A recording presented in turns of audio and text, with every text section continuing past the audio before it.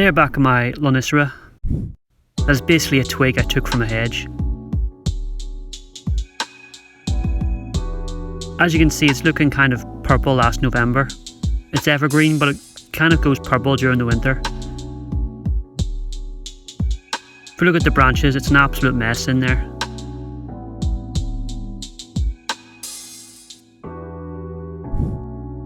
In February, it's time to get in here and sort this mess out. Spring isn't far away, so it's a good time to get in and remove anything you don't need.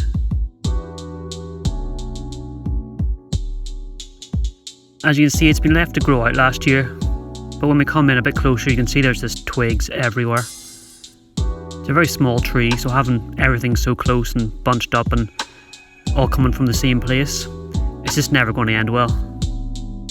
It's just going to end up forming knuckles and inverse taper. So I'll just have to remove a lot of these branches and thin it out.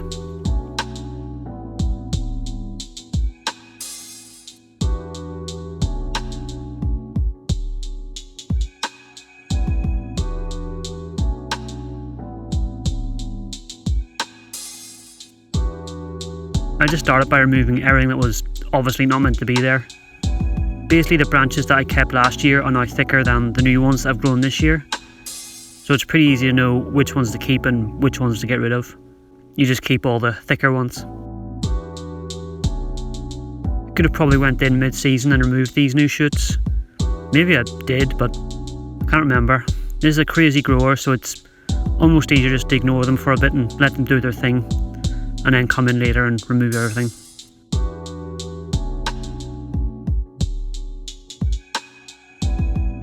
Once I removed everything I didn't want, I just trimmed the rest back.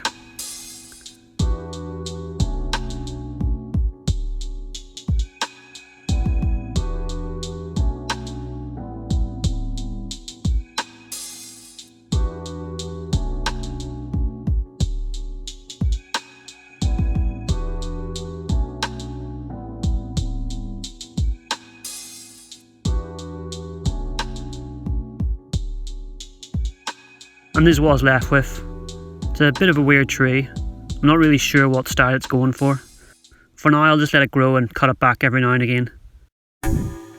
In March, there's not a lot going on. It's just waiting for spring. You can see I hacked it back quite hard, but you'll see it will bounce back like crazy. I also didn't repot it as I took it back a lot last year, so I'm just letting it stretch out for a while. There's plenty of room in that pot. In April, you can see it's covered in buds, so it's about to explode in growth. When I'm looking at this now, I'm thinking I probably need to wire it at some point. Everything seems very upright.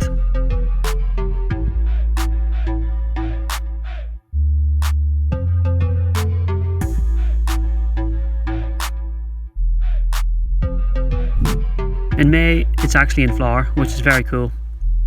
I don't think I've ever seen one of these in flower before.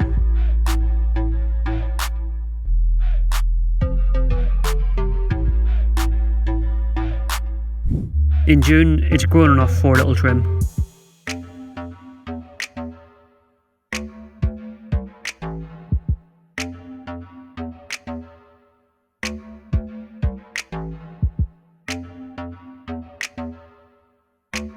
I didn't do much here, I just took everything back to 2 or 3 leaves.